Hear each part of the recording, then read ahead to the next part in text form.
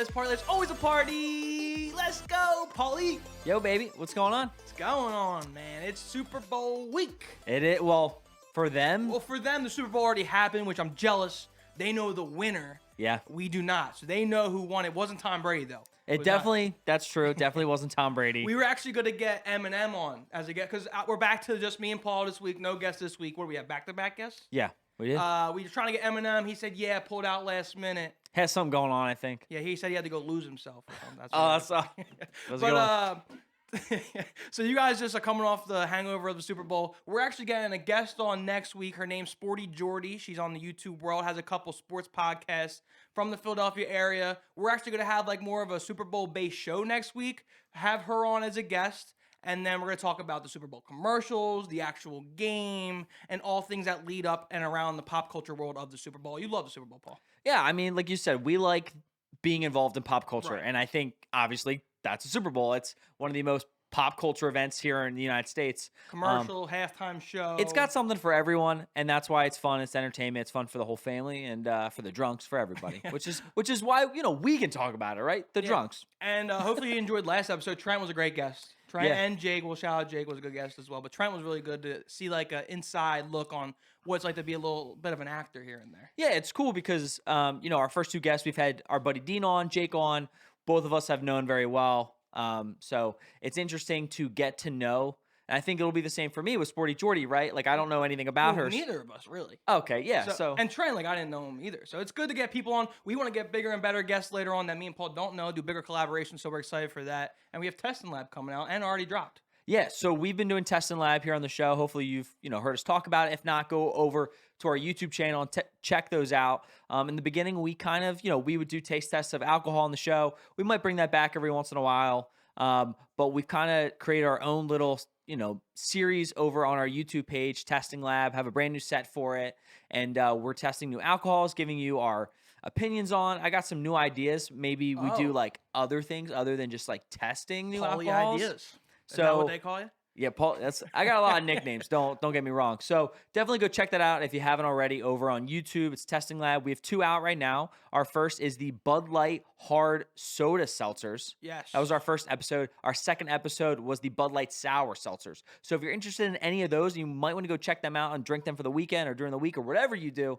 I would go get our opinions and go check that out on our YouTube channel. And definitely start dropping in the comments of those Testing Lab videos something that you want us to try out. It doesn't have to be seltzer. It could be. And it doesn't have to be new either. Maybe it's like, something older something that maybe we don't drink. Or it was like seasonal and was only out for a certain season. I mean, we'll do it regardless of the season we're in. But definitely go over there, drop a comment, or even if you want to DM us on Instagram. We're already kind of running out of ideas on what to do. Well, that's what I'm saying. I have... in the summer, I think, every company and their brother will start releasing new drinks.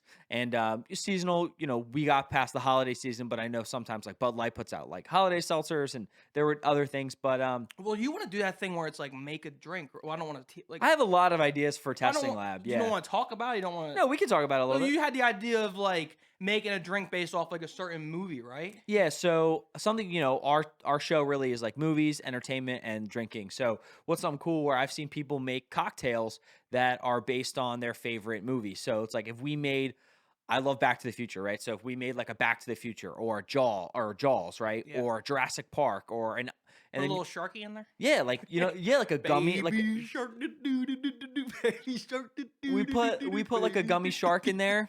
Or okay, all right, you 5-year-old, Jesus. I like that dance you're doing, Paul. Baby shark, but I think it would be cool to look into like maybe even characters we like. We're superheroes. We do like an Iron Man cocktail, Captain America cocktail, or like stuff a cinnamon, like a cinnamon drink with a cinnamon stick, but the stick's a lifesaver.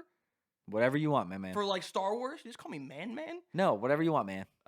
whatever you want, bro. Man. Come on, dude. This drink is making me excited. Scuba Beer, we're still partners with them. Check them out. 10% discount code right on their website. Use code LifeSafari, so check it out. Their drinking tools are dope. They got the bottle drinking tool. They got the can drinking tool that I'm showing up on YouTube right now that I'm about to use. They got nice scuba hats. They got the scuba bottle opener.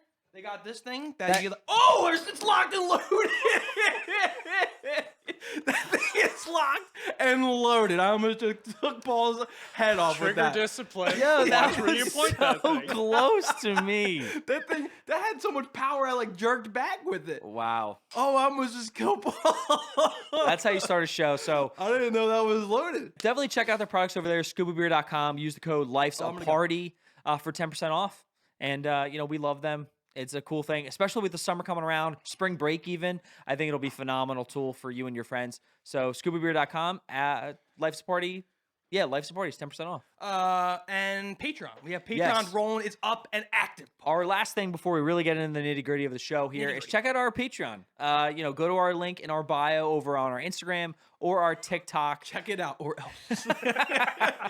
I'm locked and loaded. What's that TikTok where it's like the guy and the girl, and it's like, okay, cock it, tilt it, and then she's like, you know what I'm talking about? It's the couple and the guy's telling her what to do with the gun. No, oh yes, I have He's seen like, okay, something. cock it, tell him what's up. Go ahead. But yeah, check out our Patreon account. We're posting a lot of really cool behind the scenes and extra content, and some cutout content from like our shows. So we have some stories that we might not want to tell the general public. Yeah, you got to start, because we got 2 stories that I have on there. Yes. That are bad and can't be on YouTube. Yeah.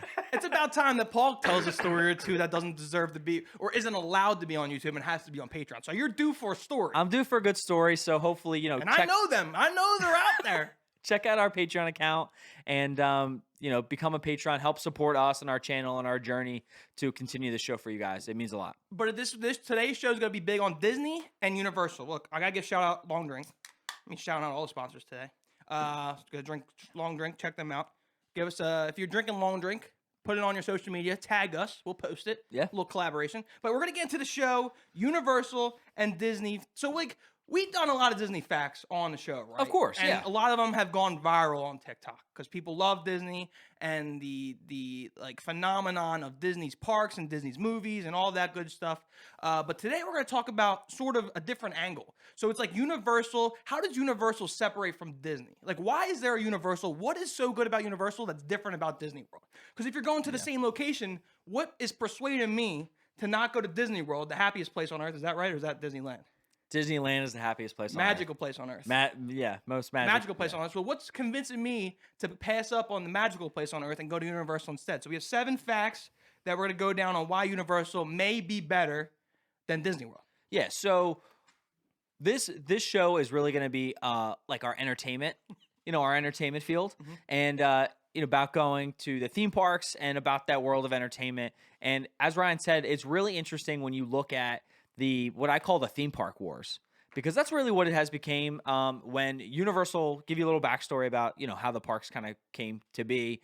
So Disney, they set their foot into Orlando, and we're going to be basically talking about the Orlando parks here, because that's really where the theme park war is and where these 2 companies are really head-to-head collided, because they're both companies' best parks are in Orlando. Can I ask you a quick question? Yeah. Where else is Universal? There's Universal has Universal. China? No, they have Universal Hollywood, so it competes with Disneyland.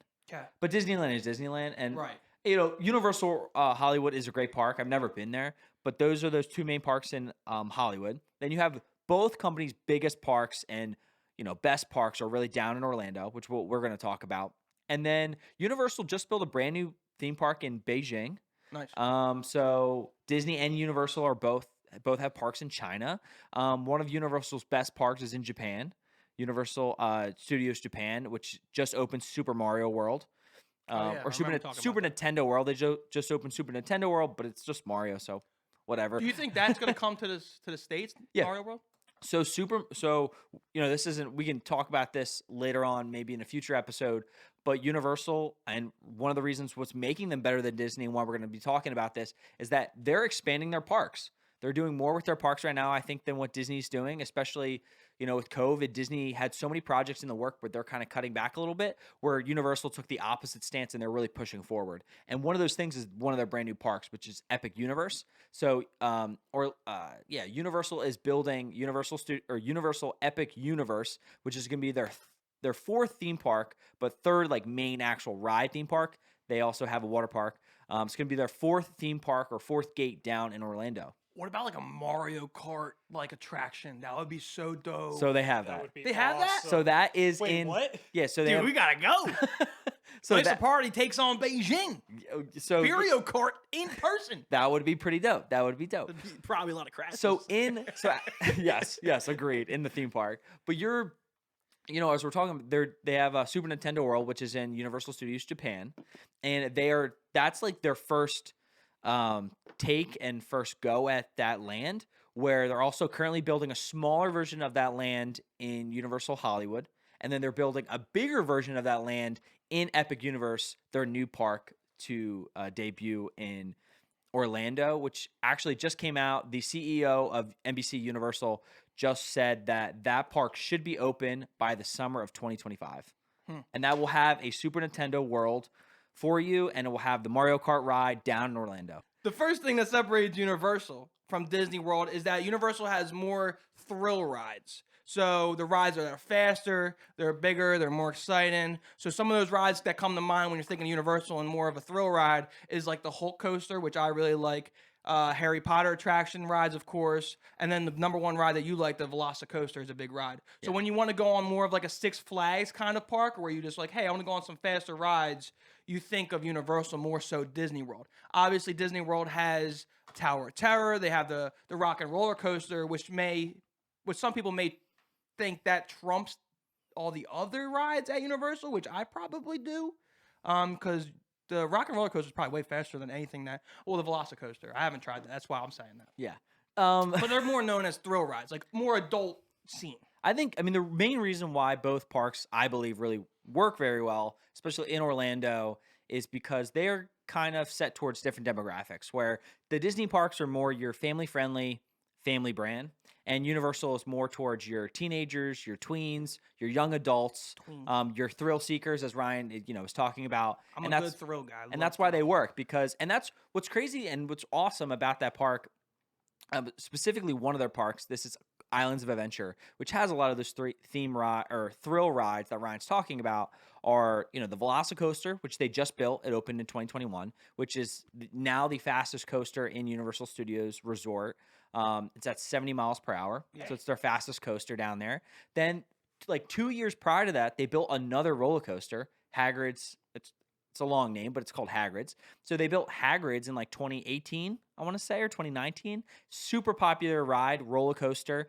So within like a span of 3 years, they built 2 brand new roller coasters in the same park, really pushing the thrill boundary. I feel like that's the angle they should go, though. And that's why it works, and that's what's making them different. And a lot of people really like what they're doing. Because my one argument against Universal was like all those rides were what are they called? Those kind of rides, the simulator rides. Yeah, they're all simulations. I mean, you got the Simpsons, you got Spider-Man. Spider-Man, I think we talked about this on the show. I think Spider-Man Transformers is the same exact ride. It's the same ride system, yes. Just different like animatronics.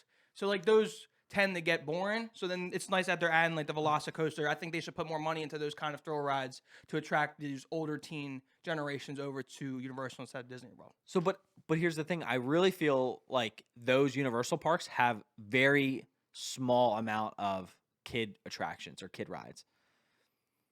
I mean, they have Seuss Landing, which is one of, in Islands of Adventure, they have one of their main islands is Seuss Landing, which is all the Dr. Seuss characters, and they're all smaller rides. But other than that, though, I mean, yeah, but if you want to market to the little kids, I mean, you got a David versus Goliath yes, chance to 100%. get those kids from Disney World over to Universal. So you're playing to that audience that you can bring in, and that's where you're putting a lot of your money into. Can you argue this? This just came in my head. Can you argue that if Universal continues to expand, it hurts them?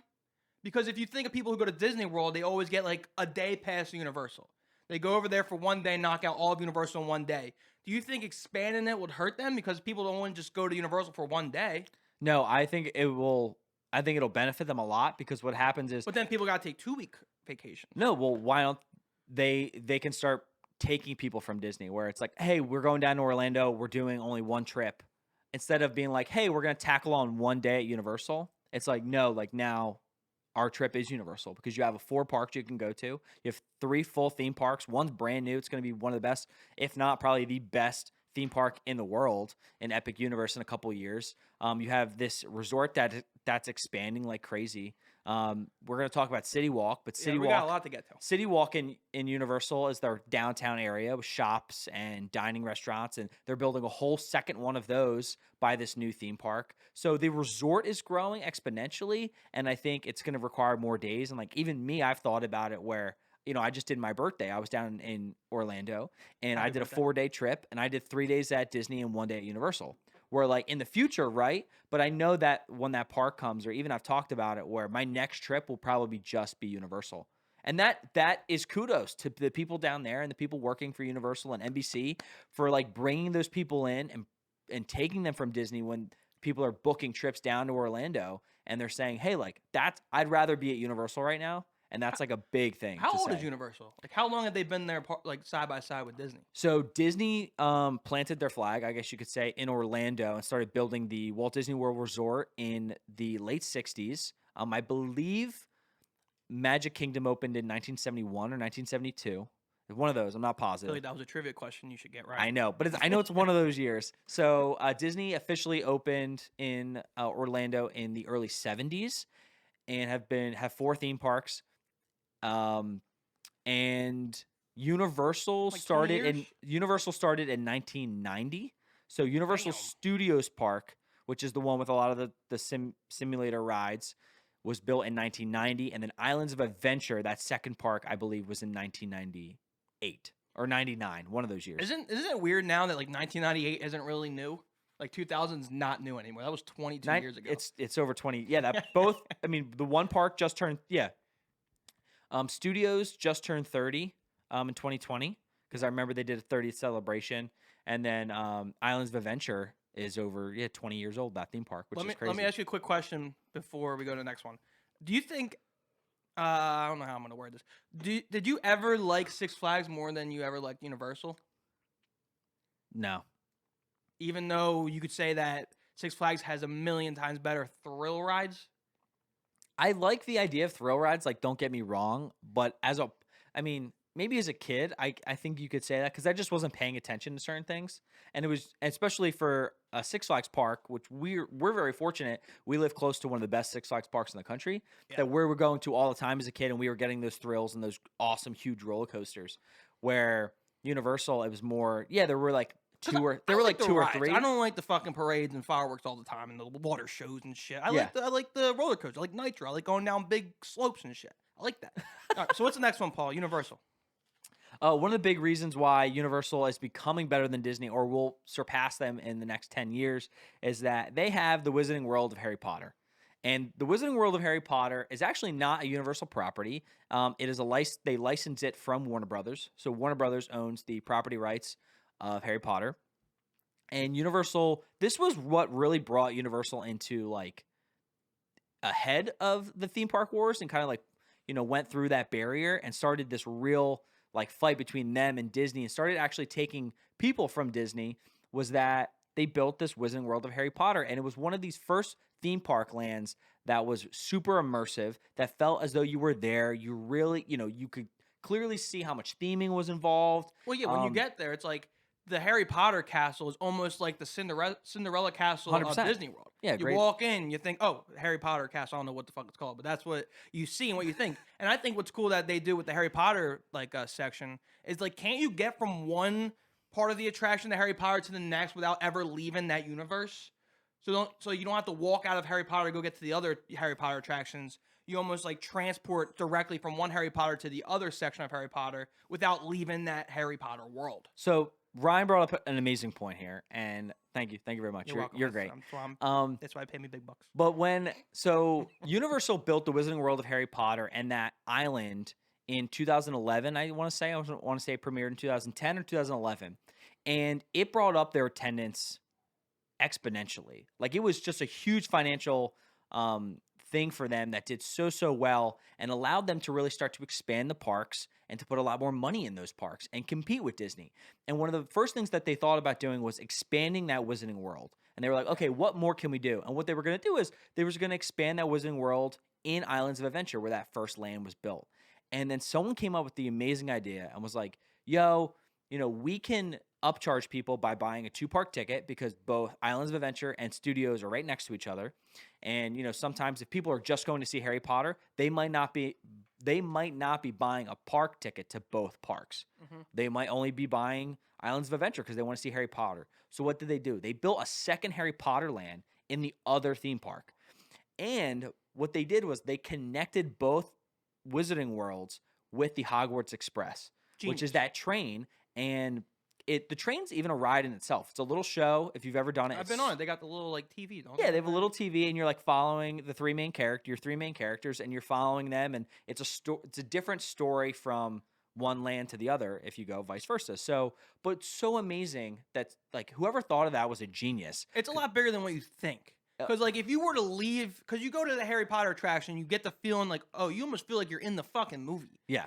And then instead of taking that person who already has come a long way to feel like they're in the movie, they feel like they're part of the Harry Potter family. And then to take them and remove them from that park. Go all the way to the front. And go then all the way to the re-enter. round. Yeah. Go and to then the re-enter. new Now land. they have to re-get in that, like, have to re-get in that state of mind again. Instead of just keeping them in that state of mind and then traveling them through the Harry Potter world. It's just a genius idea.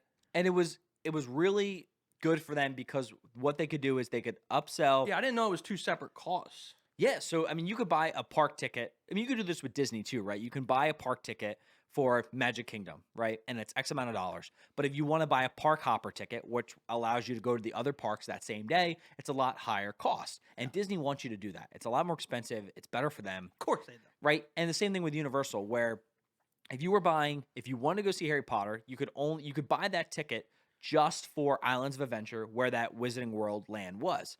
But they were like, hey, we want to upsell people, right? We want to have people buy a more expensive ticket. And if they buy a 2-park ticket, it's going to be more expensive. And what benefits can we give them for buying that ticket? And it was like, you have both lands, both Harry Potter worlds, and you can connect them. We could have this little ride, and it'll make more people buy that extra ticket. And it was just super smart idea by them. Yeah.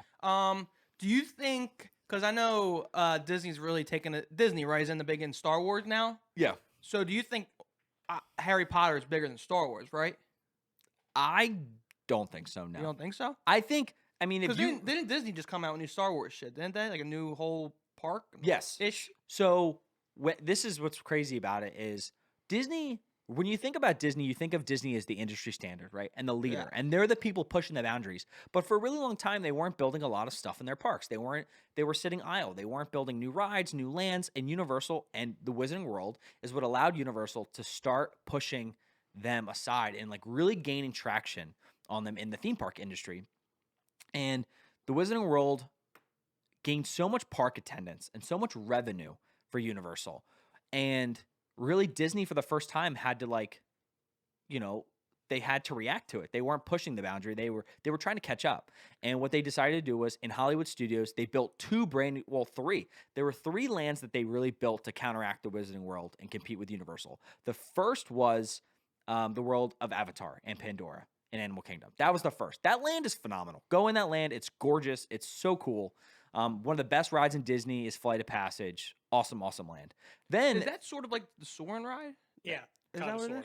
it's Look at me. it's kind of, but it's basically that on steroids. Yeah, and I am the and Disney 100% better. I am like the Disney so guy. much better.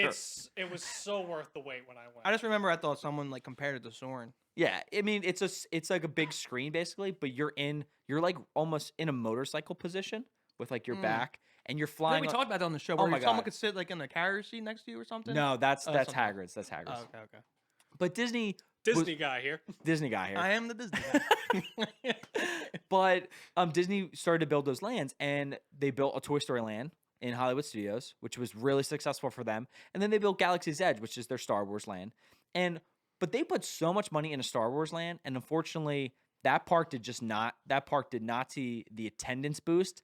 And I heard it's hard to get to. Yeah, it's Like hard. when Dave Portnoy went. He's a big Star Wars guy, and he was texting like this guy who works for him, and he was like, "Man, I went on the Star Wars ride, but I was kind of not impressed. Like he hasn't been to Disney World in a while, and it turns out he like didn't even find the new Star Wars park. He didn't realize it was a whole new attraction. I know He's like, exactly. it's hard to find. It's like, I wouldn't have known I missed it. I thought this was the main one. Yeah, So- and if you go there, most of the attractions are like you have to RSVP like early in advance in order to get to the ride. He's like, there were no signs. He's like, I had no clue how to get there. Yeah, I mean, if you look at a park map, I mean, he's probably just an idiot. yeah, no. Well, that's actually a really funny point where in Hollywood Studios they have Star Tours. Star Tours is their old ride that's been there forever. If you go to the park and go to the left, it's there. And it's an older ride, but they've updated it, and it is actually still a fun ride. But the problem is you have to go past that Star Wars ride, and you have to go into like another section. It's like Muppets, and then you have to go past Muppets, and that's Galaxy's Edge.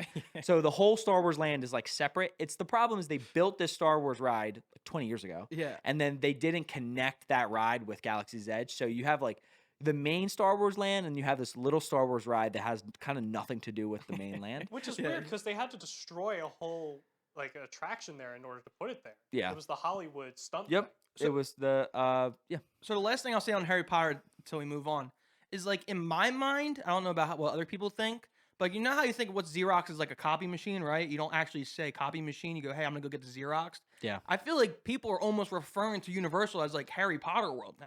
They where do. it's like, hey, let's go to Harry Potter World. It's not like, hey, let's go to Universal. No. It's like Harry Potter's becoming the main like event of Universal, where it's almost like Xerox. Hey, let's go get the Xerox. You're not saying, oh, let me go to the printer. You're saying, oh, let's go to Harry Potter World. Yeah. I think that's where it's like starting to go towards. That is such a good point because when people do talk about Universal, who don't know, the theme park space, right? Right, They're like, yeah. oh, I want to go. It's like, how do I go see Harry Potter, right? Like, where is that? Where is that? I want to go see that, which Right. is amazing for Universal and a big reason why we've talked. They're building that third theme park. Yeah. That third theme park has a Harry Potter yeah. world I mean, because why not, right? If it It's ain't like broke, don't fix it. 100%. And if it's getting people in, who gives a fuck? If Yeah, they so call that'll- you Harry Potter World or Universal. That'll be a big push for that third theme park as well. All which right, is next great. one, Paul. You got this one. This one's confusing for me, so might have a lot of questions. So something this is about the difference between Universal and Disney are their fast passes or their express passes or their like skip the line, whatever you want to call it. There's a million names for it. Every park has their own term. Six Flags has flash pass, you know what I mean? But it's that skip the line pass that you don't have to wait. You pay the extra charge and you don't sit in line. And for me, if I'm traveling, especially down to Orlando, I'm going to pay. I'll pay that price 100% if it's going to make my day better. Don't matter to me. But something that's really cool that Universal does is Universal has that pass where I forget the actual price here. It's $70, I think. So up here, what's crazy is it varies actually in the summer. I know the price varies based on like attendance. It says as little as $70, but can be up to $200. So that's It's a huge large price, fucking range, God right? damn. huge price range. And I don't think that's cheap. No, but I remember when I went in December, that express pass was around $130. Well, Makes the park sense. ticket's kind of the same price, which is insane. So you're paying like the $130 ticket for the 2-park pass, and then you're paying an unlimited fast pass that allows you to go on the rides as much as you want. A day. A So day, 130 a one day? day, $130. But what's cool about Universal is that if you stay at a premier resort, so that being, there's 3 resorts, Royal Pacific Resort, Hard Rock Hotel, and Portofino Bay. They're your 3 premier resorts on Universal property. If you stay at any of those 3 resorts, you actually get the unlimited fast pass in your stay. And what's cool about that is every day you stay there, you get that fast pass for. So if even I heard this. So even if I'm coming from the airport and during the day I go to Universal and I have a park ticket for Universal and I'm staying at one of those premier resorts that night, I still get the express pass for that day and the following day because I'm staying that night. So I get like a 2-day So express like a pass. carryover. It carries over. Here's my question though. Like those hotels got to be expensive as fuck. Not what you think they'd be, honestly, because I stayed there, right? And what do you think is a normal hotel price for like a resort? For a resort hotel, Yeah. a night is probably like 3 something. Yeah, right. Yeah. So our resort around low 300s. So say like $330, right? Is your night hotel room. Your fast pass is $130. So say there's 2 people in that hotel room. That is $260 that we Right. were going to have to pay for an express pass anyway, and the resort fee is only $330. So if you go stay at like a Hampton Inn, probably $150, $200 a night. $200 and then you're a paying night. $130 each a person. Yeah. It's a good deal by Universal. It's smart. 100% a good deal. Like if you really do the math, it's an amazing deal. So if you ever stay at Universal and want to get those express passes, or just plan to do that anyway, look into those premier resorts because you're going to be saving money anyway, and you're going to get a better hotel experience. I didn't realize that it was for both. Yeah. That's a good deal. I take that back then. So then the difference of Universal is that it's like one price. Here you go. It is hefty. It's a big price. Where Disney for the longest time was doing fast passes that were free, that were included in your park ticket, which everyone was like, this is great. This was part of the magic. You know, Disney, you're paying so much for your ticket. Disney should do this. But at the end of the day, you know, Disney was the only park that was doing that. Like everyone always made you pay for fast passes. Yeah. But do you know why fast passes exist? Like, do you know like what the purpose of them is, other than just like for the guests having, you know, not having to wait in line? I do not. Because there's like a reason why they're like they were created. So I don't know if Disney created the fast pass, but this is why they exist. So the fast pass exists in Disney because they realized that a lot of the time, what are you doing when you're in line? You're not spending money. You're not spending money on food. You're not spending money on merchandise, and you're kind of miserable. So what happens is you add the fast pass, and even if you give them, you know, Disney, for example, was giving you 3 fast passes for the day, which was great. So it was you were guaranteed 3 rides, which is great in the park. You were guaranteed 3 rides, and you weren't waiting in those lines, which were freeing up a lot of time, especially if rides are like an hour long. That's saving. Well, that's generous. Yeah, generous, right? So that's giving you at least 3 extra hours for you to roam, each family to roam around the park and spend time and money on food and merchandise and all that stuff, which was creating a lot of revenue for the Walt Disney World Company. Everything revolves around money. Money, baby, money. That's what it is. So that's, if you don't know, that's literally why fast passes were invented. But Genie Plus is a newer thing. What's that? $15 a day for each person? So Disney rolled out this new system where, you know, as I said, they used to be free. It's no longer free. They call it Genie. It's Genie system, and then there's Genie Plus, and then there's Lightning Lane. It's not gonna lie, it's super confusing. That's why I deferred this one to you. But Disney, I'd be like, the Genie, you can go faster, and the Lightning, I don't know. Someone's on a ride.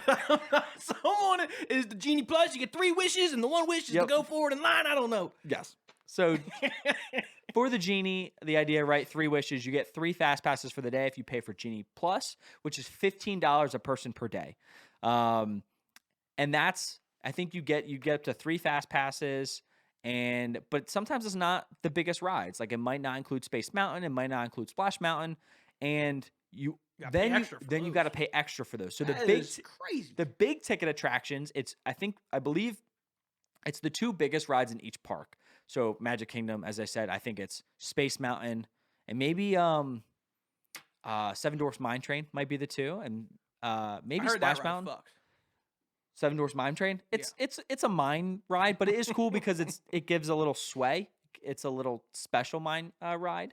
But those rides, those premier rides, I guess you could say, in each park will cost you anywhere from $7 to $15 on top of your $15 you paid to get the service, so you don't have to wait in line. So like you might pay, depending on the capacity that day, you might pay $8 more to ride Space Mountain. You can't get anything good in this country cheap.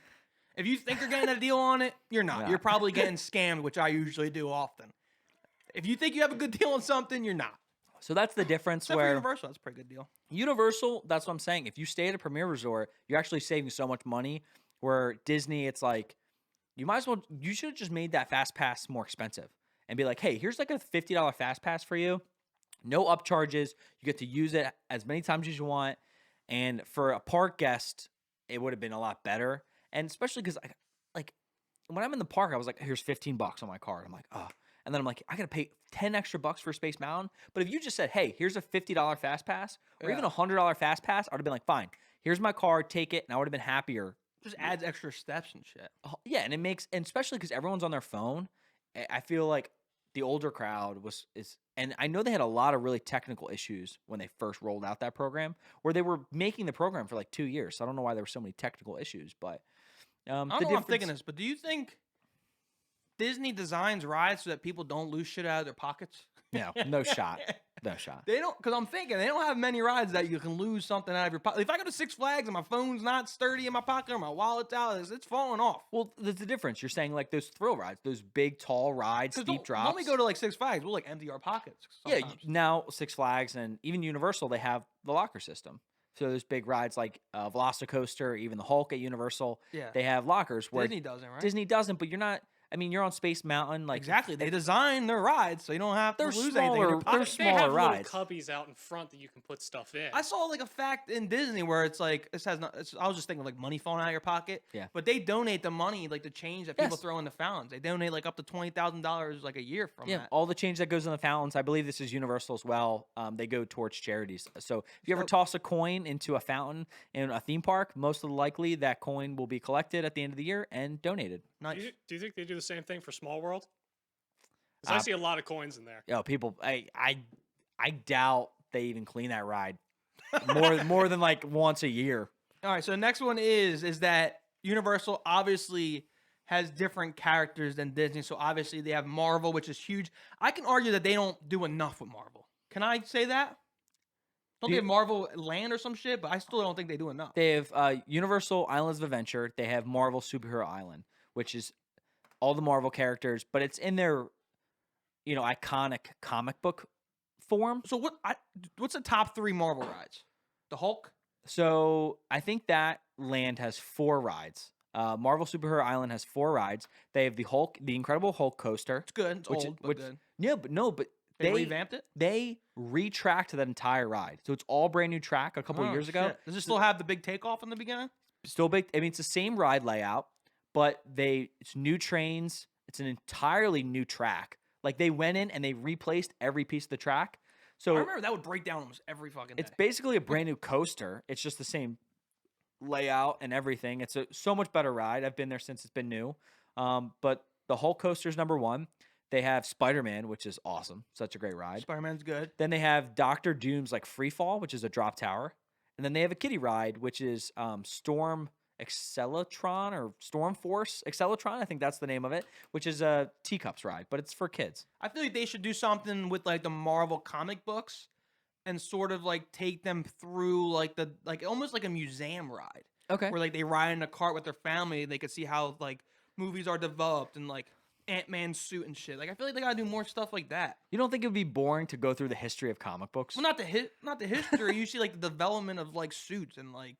Well, Ryan and I a couple years ago we went through. Yeah, I feel like if they were to do like a ride through that, it's cool. Yeah, but remind me to send you. I'll send you these pictures because these are really cool. We should put these The in the train show. went too, but not with us. I Not saw with it. that, yeah. Trent actually went, but yeah, not with us. We a couple years ago, as the Franklin Institute, there was like a the Art of Marvel exhibit, and you and I went together. And they had big statues. They had the history of Marvel. They had some really cool art props from the Marvel films. Or if you like drive through it in like a car and then they could like have like a simulation of how they would like record a fight scene. I think that would be dope if they did that. in Maybe. Universal. I don't know. That's a good idea. I should write something for them. Then they obviously have Seuss Land. Is that what it's called? Seuss Landing, yeah. And then they have I have this written down. They have meet and greets with Jurassic Park characters. How does that work? You get to meet the T-Rex. Have you never and seen pterodactyls? Have you never seen these meet and greets? I don't think I have. Oh, they're really cool. So there's a meet and greet with Blue, which is a velociraptor, and it's called the Raptor There's Encounter. a person in the suit. No, so yeah, I mean yes, but it's really I cool. love dinosaurs. It's a character. It's basically a very large puppet. The way that this works. So it's It's almost like the Transformers. kind of, I guess. Yeah. I I guess. remember we got a picture of a bumblebee. Yeah, we do on our senior trip. But yeah, this is like Blue. So this is the Raptor Encounter at in Jurassic Park, and it's a really cool thing. I went. Unfortunately, we only saw the small raptor, which is like a small puppet, but they have this very large Velociraptor puppet where it's somebody's like full body. Their legs are still the legs of the dinosaur. And you don't, it's kind of cut off so you don't see the bottom half of the dinosaur. Yeah. And the whole top is like a huge puppet that the actor and the person is moving around, and they're messing with the mouth and the jaw, Oh, I and think they're I've seen forcing the dinosaur forward. It's a really cool meet and greet that they do. Is that like an extra charge, or is that just No, part of that's the free. attraction? It's in your park. And then they got the Simpsons too. That's a Yeah. hot topic. Simpsons are dying off. Do they make new episodes of Simpsons? I don't know. I think they do. I think they do. I don't. So I they feel have the like they Simpsons do. ride. I like that ride. So this is actually interesting too, where if you actually look at a lot of the properties in Universal, they're not Universal properties. Like they're licensed properties from other Oh, yeah. studios. So Harry Potter is a great example, as we talked about. It's actually a Warner Brothers property. And well, if you why is that? Like, why doesn't Disney go for Warner Bros? Well, I mean, 'cause they could it's- afford it. And he just doesn't think it fits in with like the not anesthesia.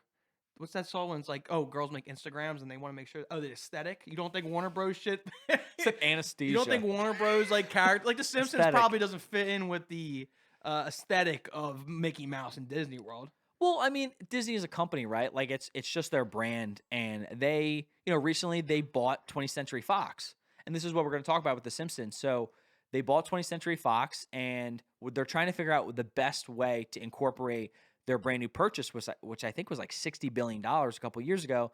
And the first thing they're going to do is, they're building them into Disney Plus and creating like a separate branch of Disney Plus that has all their properties that they can put on streaming services, which is, a main reason why they bought them. And then for intellectual properties or IPs, one of those big IPs from Fox was The Simpsons. And right now, Universal has theme park rights to The Simpsons, and they have that Simpsons Land, which is really cool in studios. And I think that runs out very soon. I want to say in the next 5 to 8 years. So they'll have to renegotiate with Disney if they want to keep that land in Universal, or they'll have to get rid of that land and retheme it. Or somebody brought up this good point where it was like, if Disney can kind of have like they can negotiate some contracts, some deal with Universal and be like, hey, you can keep Simpsons and you can keep those theme park rights, but we want to take Marvel back. So like, what's your price? Because that's a really big issue that Disney has, where that they have a Marvel contract with Universal where that does not expire. So Universal can keep Marvel characters in their theme parks for as long as they want. There's no expiration date. They just have to keep it, old school comic book vibe. That's why if you ever go to the land, it's very like old school comics, where Disney with their new Marvel characters and the MCU brand, they've, what they've been doing at DCA, and they have more Avengers Campus. They want to bring something like that over to Walt Disney World, but they can't because of that contract they have with Universal. What's interesting about Universal and to see how they handle things as years progress is like, if you think about Disney World, you have like the Cinderellas and Frozen, then you have those characters, Winnie the Pooh and Tigger, and those guys live on forever. Yeah. But the problem is like Universal has attractions like They're Men big- in Black. Yeah. Men in Black was a hot thing back in the day with Will Smith. But you think 10, 15, 20 years from now, you don't really have Men in Black characters walking around Universal. So at some point, there's going to be kids that be like, what is this ride? Like, what movie is this from? So what are they going to do? They're going to sell that space, knock it down, turn it into something else, and just flip it? Or you think of like Jimmy Fallon, Tonight Show. You think 30, 40, 20 years from now, Jimmy Fallon's not relevant anymore. It's like if we were to have like a Jim Carson simulation ride. Yeah. Like, no one's interested in that. No, I agree. So it's like easier for Disney to hold on to different IPs and shit because they have Winnie the Pooh's walking around all the time, and it's everlasting. They have Tinkerbell, but they don't have Men in Black. Like what do you do with Men in Black? You probably just remake a whole nother ride, I guess. I mean, they did that with the Ellen DeGeneres ride that they had at Disney. They tore it down and they put it into something else. Yeah, right now But I feel like Universal will have to do that more so than Disney ever has to. Yeah, I agree. But I mean, Disney you have to keep those rides up and you have to maintain them. And they go through a lot of their attractions, Disney, because that theme park is, year round, and Universal's the same way, that they have to go through like lengthy refurbishments. So Like Transformers, how long is that going to be a thing? you don't know. And I think we'll When was see. the last Transformers movie? I guess there came out a couple, but I'm like 10, 15 years from now. Yeah, I That's think gone. I think it'll be there. I mean, that ride was built in 2011, so that ride's already 10 years old. I think maybe give it another 10 years and we'll see what they want to do. But Men in Black, it's older. You don't have Men in Black characters walking around. They tried to revive that series, but unfortunately, I just don't think it worked. And I think that ride eventually will be torn down and probably in I the like next that ride. It's one of my 10 years. favorites. Yeah, I think the ride system is good, but if they changed it into another alien, another alien property, you probably wouldn't care. What's You know, another alien property of Universal? I don't know. That's the thing. They'd have to think about it. Wally's Disney. Yeah, I guess. That's just something I thought about. Last one. So the Universal has special events, Paul. That's different than Disney. So as you stay on that same topic of that teen, what were you calling it? Tween? the tween era, tweens and teens. The tween era. So Halloween time, it's more like PG-13, more rated R. So Universal Studios has like Halloween Horror Nights instead of Disney World that has Mickey's Not So Scary Halloween Party. So obviously, based on those titles, you see that they're totally two different landscapes on how they handle Halloween. And most older kids, most older tweens like to be scared and like that more scary shit. You're not going to get that at Disney World. So that's an advantage that Universal has against Disney World. I agree. Do they have other stuff like that? Where they have Halloween? Special events? Yeah. So Universal is actually doing one of their special events right now. They do Mardi Gras. And Mardi Gras, they do it from February to, I believe, April. I think it's the first week of April, so it's like almost a 2-month event. So Mardi Gras just opened in. It's most of their ticketed events or special events Universal runs are specific to Universal Studios Park. So Hollywood Halloween Horror Nights, which I've been to, it's an amazing event. It's really, really cool. Better than Six Flags? 100%, dude. Damn. It's like the premier Halloween event you want to go to. It's Halloween Horror Nights I like at Fright Fest Universal. at Six Flags too. You would love that. Like it's phenomenal. So that's one of their big events. They do holidays, like a holiday celebration, which I think they do really well. But it's mostly kept to Universal Studios Park, and then Mardi Gras. And then We'll talk a little bit more about the City Walk versus the Disney Springs and like that.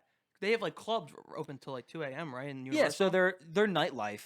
You could, if you think about the parks, right, and as a resort, the best thing they could do is expand everything, and they can say, hey, here's your theme parks during the day, here's your hotels and your resorts, and then what is your nightlife? And those big companies and those resorts, the best way they can make the most money out of you is to keep you on property. If they can drink. Yeah, 100%, right, drink. But if they can keep you on property and make you spending your time, your money, where that's like, obviously you're going to drink, you might want to go to the club, you might want to eat at a fancy Universal place. is more acceptable into that thing, right? Do they Well, have have you been out in like the nightlife of Universal? Like, is that DJs and like live in Miami vibe? Like, what is the Universal nightlife? What is that? Universal used to have like a teen club. I think it was called the Groove.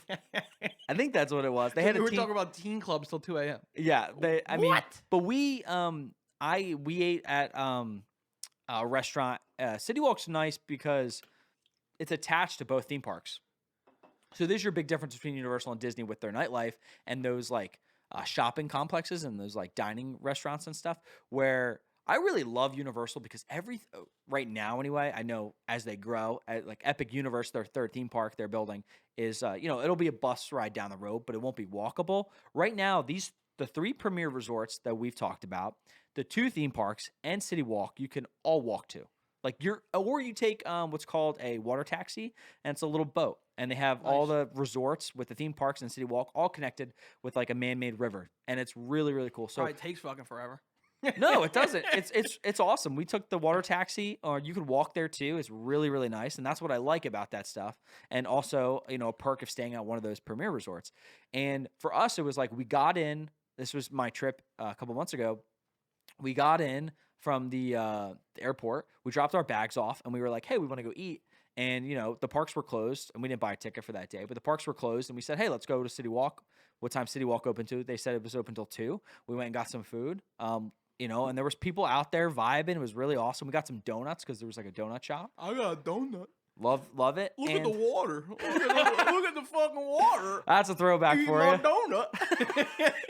If you know, you know. Eat my donut. But then the difference between City we got Walk donuts. for Universal, City Walk, like everything's right there. There really is no like main like club bar area, but Disney there is some great nightlife. It all is all spread out a little bit, and the best nightlife at Disney, they have what's it called? Disney Springs, right? Disney Springs. It is really great. Disney Springs is huge. It's a lot bigger than City Walk. There's so much shopping, so much restaurants, huge. But then there is a really cool piano bar. I want to go to one so bad. And we went and stayed in Atlantic City and it was closed. They didn't have the piano bar. I was There's a pissed off. piano bar in Disney. It's called Jelly Rolls. And it's I belong there. dude, it's a dueling piano bar, and it is one of the most fun times I've ever had in my entire life. They should put one of these everywhere in the world. And if you've never been to one, definitely go check it out. But it was cool because it's on the boardwalk in Disney. It's at this resort called the Boardwalk. And Creative. And you go there. There you go. And you go there, and because you're in Disney, most of the people there are just like huge Disney fans, love the Disney music. So you're getting smacked up. It's 3 o'clock in the morning. You're drunk off your ass, and then the dual pianos are like singing, Under the Sea, and they're going hard with like all these classic Disney songs. They do a lot of other pop culture and other songs as well. It's not just Disney music, but that's what gets people going is like those Disney songs when you're drunk off your ass at 3 o'clock in the morning. And those guys are like rocking out, like going hard. I have the worst thoughts ever. Like, I'm just sitting here thinking about nightlife at Universal. I'm just thinking of like Homer Simpson on a stripper pole. Yeah, because that's the nightlife they want to I'll tell you what, to that's gonna be a fun ass time if I go to that club. Donuts. Is that it? We're rounding it up. Yeah, that's pretty much our show. We do have some Disney facts, so it's whether we put them on Patreon or do we make it into another episode. That's something you would have to find out if you subscribe to Patreon. Yeah, I would definitely check that out. Go check out Patreon. If you aren't already a member, it's super cheap. There's different tiers and different levels of behind-the-scenes content, extra content. If you want to hear some Disney facts, something that we'll put over there. We might put these on TikTok too, but they might not go up for the next 3 months. So if you want to hear these facts, I would check out Patreon. It's in the link in our bio on our Instagram and our TikTok at Life's a Party Pod. So go support us. It means the world to us. Thanks for listening. Next week, Sporty Jordy, we're going to talk Super Bowl recap. You guys already know the winner. Sucks, bro. I saw where the Simpsons projected that it was going to be Bengals and Rams, and they have the Bengals winning. So I'm wondering if the Simpsons got it right. It's got to be. Should I bet the Bengals because the Simpsons have the Bengals winning? Simpsons are pretty good with predicting the future. We should do that as a segment one night. Or What have the Simpsons predicted correctly? We should do that. I'm not a big Simpsons guy, but that shit's dope. The people like conspiracy theories. So thanks for checking us out. Fun show. Yeah, thanks for listening. As always, Music, take us out. peace, baby. Later.